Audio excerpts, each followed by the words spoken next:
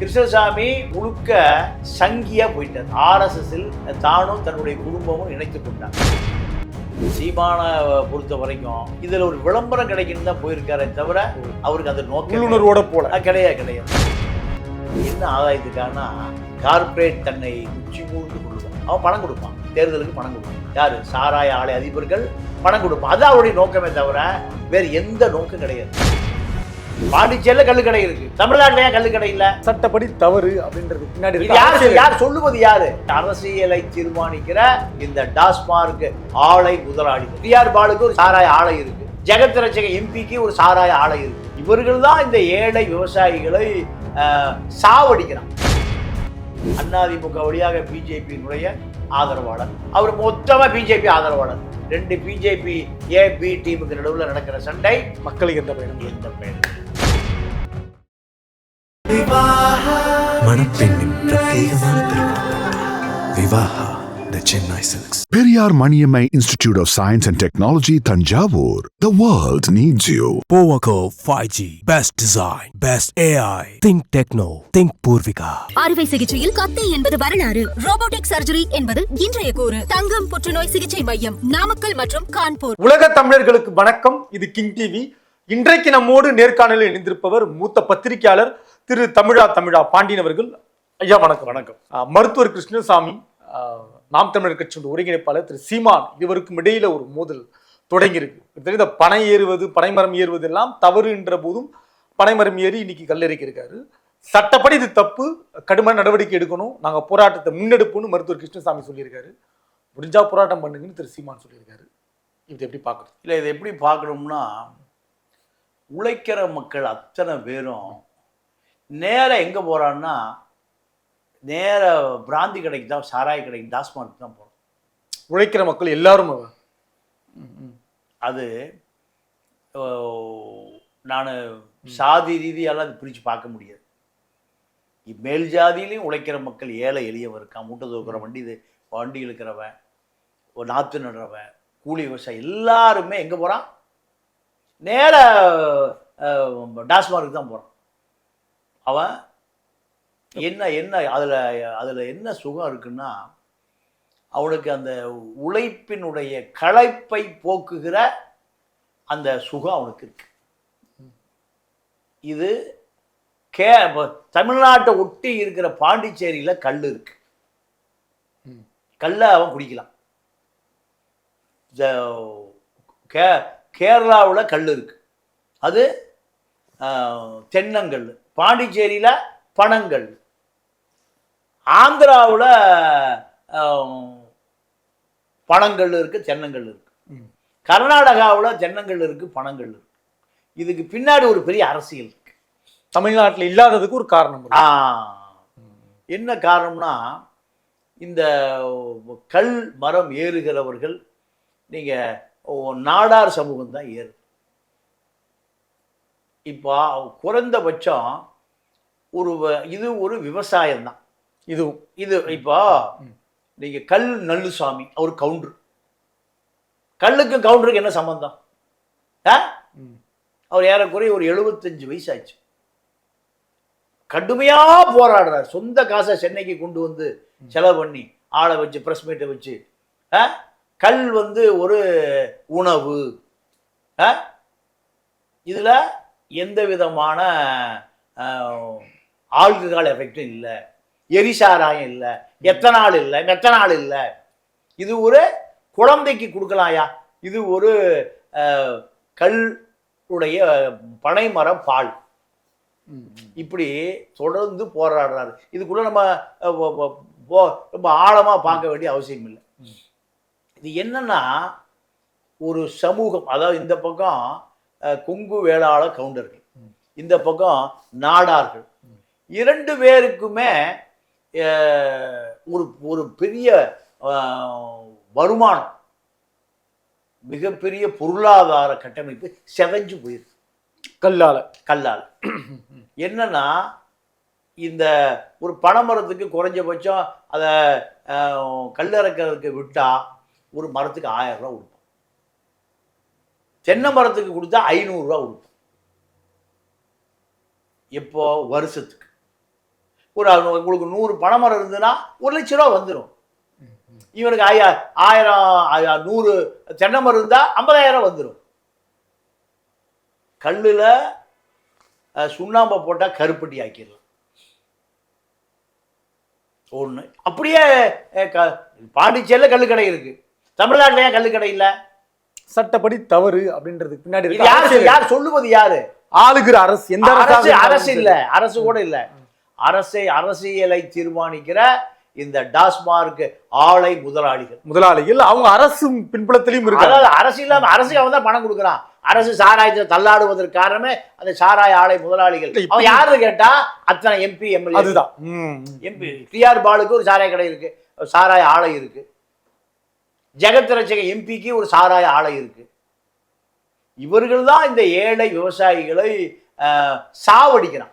கல்லை தடை செய்து தன்னுடைய சாராய ஆலையில் உற்பத்தி ஆகக்கூடியதை கொண்டு வராங்க விற்பனை. இதை அப்படியே நிறுத்திங்க. கிருஷ்ணசாமியுடைய ரோல் என்னன்னா, கிருஷ்ணசாமி முழுக்க சங்கியா போயிட்டார். ஆர்எஸ்எஸ்ஸில் தானும் தன்னுடைய குடும்பமும் இணைத்து கொண்டார். ஒடுக்கப்பட்ட மக்களுக்காக பசுபதி பாண்டியனால் அடையாளம் காட்டப்பட்டவர் கிருஷ்ணசாமி. பசுபதி பாண்டியனுக்கு நாடார் சமூகத்துக்குமான தூத்துக்குடி சண்டை.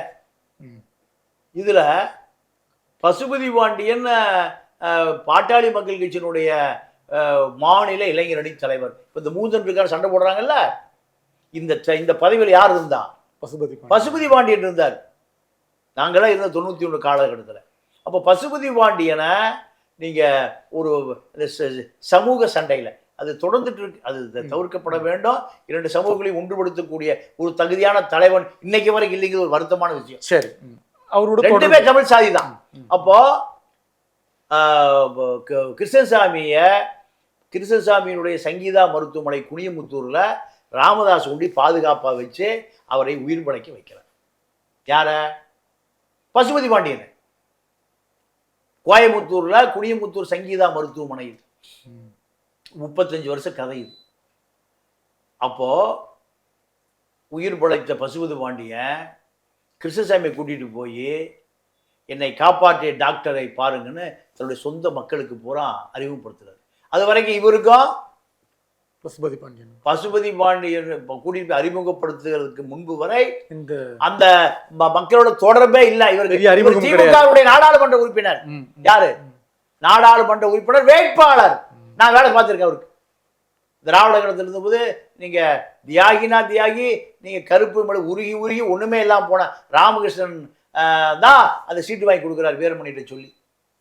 சீட்டி தண்டபாணியை காலி பண்ணி பெரிய சதி இருக்கு இதுக்குள்ள எல்லாம். சரி சரி. திமுகவுல நின்று தோத்து போயிட்டாரு. 84 பொள்ளாச்சி பார்லிமெண்ட்ல. யாரு? கிருஷ்ணசாமி. இந்த நபரை கூட்டிட்டு போய் பசுபதி பாண்டியை அறிமுகப்படுத்துறாரு. அறிமுகப்படுத்திய பிறகு பசுபதி பாண்டி மீண்டும் ஜெயிலுக்குள்ள போயிடுறாரு. போன பிறகு குடியங்குளம்னு ஒரு தேவேந்திர குல வேளாளர் கிராமம். முழுக்க ஒரு 500-1000 வீடு இருக்கிற ஒரு கிராமம். அந்த கிராமத்துல ஒரு திருட்டு வழக்கில் குற்றவாளியை தேடி போலீஸ் அங்கே போகுது ஊருக்குள்ள. அப்போ அந்த இளைஞர்கள் தடுத்து நிறுத்துறான் போலீஸ். நாங்கெல்லாம் வெளிநாடுகளில் போய் சம்பாரிச்சு வசதி வாய்ப்பு, அந்த காலத்தில் TV, washing machine, fridge, car, Maruti காருன்னு வசதியாக இருக்கும். எங்கள் பசங்க போய் திருட வேண்டியதோ கொள்ளையடிக்க வேண்டிய தேவையில்லை. அதனால வாய்ப்பே இல்லை. எங்கள் ஆளு இந்த குற்றம் செஞ்சிருக்க மாட்டான். என்ன ஆண்டு இது எல்லாமே?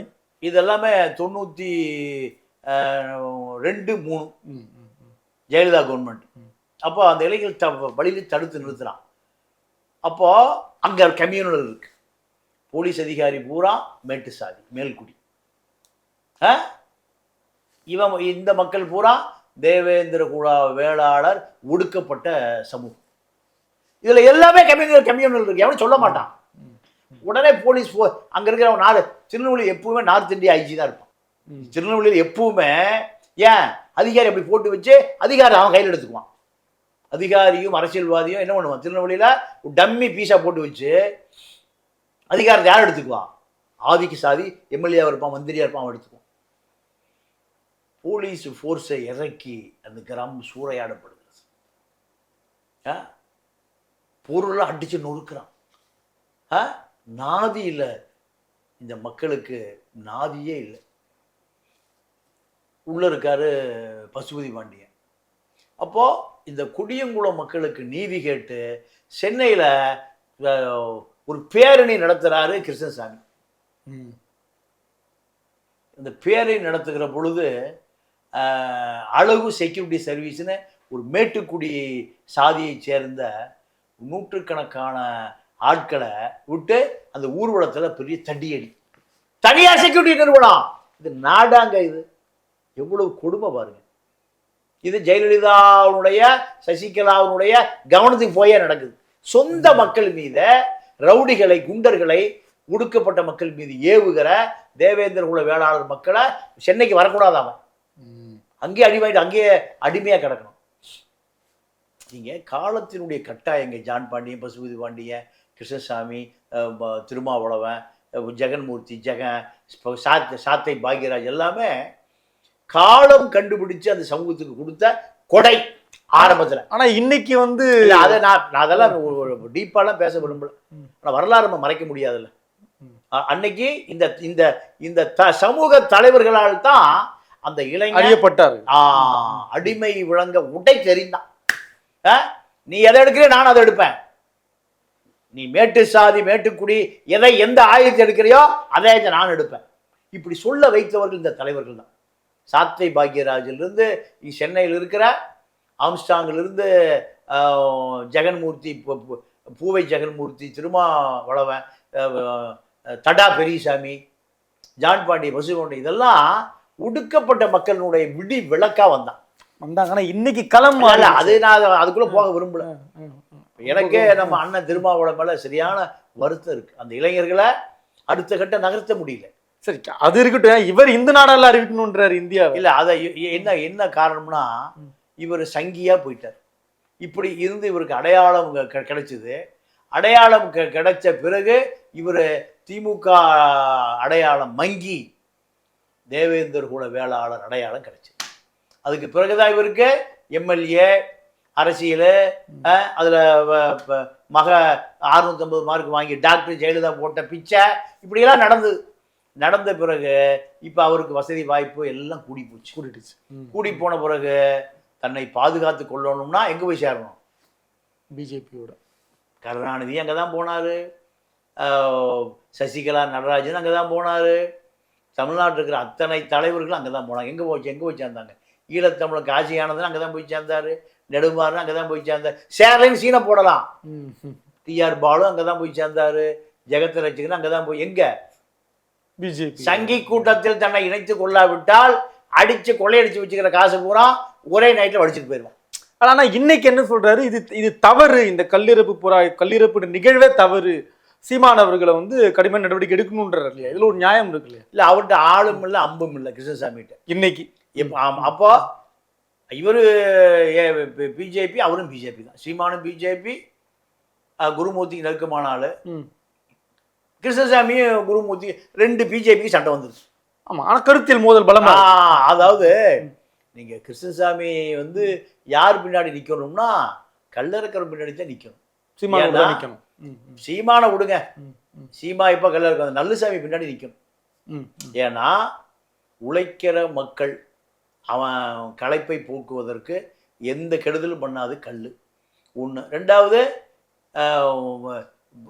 நீங்கள் தேவேந்திர குல வேளாளர் மக்களுக்கும் பனைமரம் இருக்குது.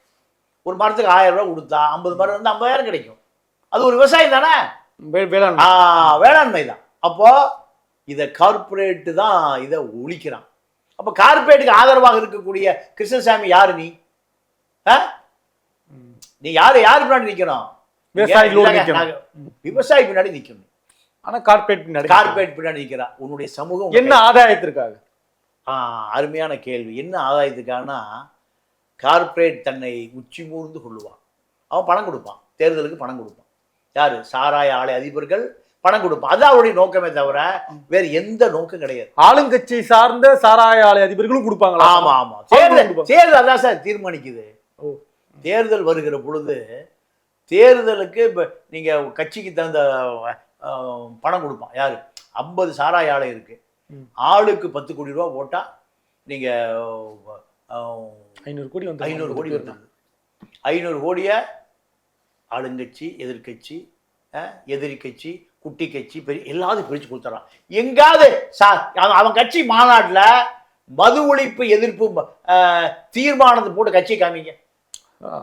திருமா போட்டிருக்காரு, திருமா கடந்த காலங்களில் போட்டிருக்காரு மது ஒழிப்பு மாநாடு போட்டுட்டு அந்த மாநாடு முடிஞ்ச பிறகு அதை மக்கள் மறந்துடுறோம். அதுவல்ல மாநாடு தீர்மானம் என்றால் அது தீர்மானமாக இருக்கணும். திமுக போடுற தீர்மானம் என்னென்ன கட்சிக்காரனுக்கே தெரியாது. அதிமுக ஜெயலலிதா போடுற தீர்மானம் இட்லி சாப்பிட்டு காலையில் டிஃபன் சாப்பிடும்போது தீர்மானத்தை எழுதிட்டு வந்துடும் அந்த அம்மா. கருணாநிதி சின்ன வீட்டில் உட்காந்து இதெல்லாம் தீர்மானம் என்றால் அது தீர்மானமாக அந்த விஷயம் நடக்கவே கூடாது. அதுதான் தீர்மானம். நீங்கள் நாக்கு வலிப்பதற்கு போடுவது தீர்மானம் அல்ல. தீர்மானத்தை போட்டாச்சுன்னா 5250 டாஸ்மாக் கடைகளும் நடுங்கணும். அதுதான் தீர்மானம். அப்போது கிருஷ்ணசாமியை பொறுத்த வரைக்கும் கிருஷ்ணசாமி பாஜகவினுடைய ஊதுகுழலாக மாறி போயிட்டார். சீமானவர்கள் விவசாயிகள் பக்கம் நிற்கிறார். விவசாயிகள் பக்கம் நின்னாலும் அவர் ஒரு சங்கி தான். அவரும் ஒரு சங்கி. இன்னொரு காரணம், அவர் ஒரு பனையேறி. அந்த இருவருக்கும் இடையில் இருக்கக்கூடிய இந்த சிக்கல் வாக்குவாதம் என்பது இல்லை, அதாவது சீமான பொறுத்த வரைக்கும் இதில் ஒரு விளம்பரம் கிடைக்கணும் தான் போயிருக்காரே தவிர அவருக்கு அந்த நோக்கம் உள்ளுணர்வோட போல கிடையாது. அவர் நீங்கள் அதிமுகவினுடைய பிஜேபி அதிமுக வழியாக பிஜேபியினுடைய ஆதரவாளர், அவர் மொத்தமாக பிஜேபி ஆதரவாளர். 2 பிஜேபி ஏபி டீமுக்கு நடுவில் நடக்கிற சண்டை மக்களுக்கு எந்த பயனும். ரொம்ப நன்றி. நன்றி, வணக்கம்.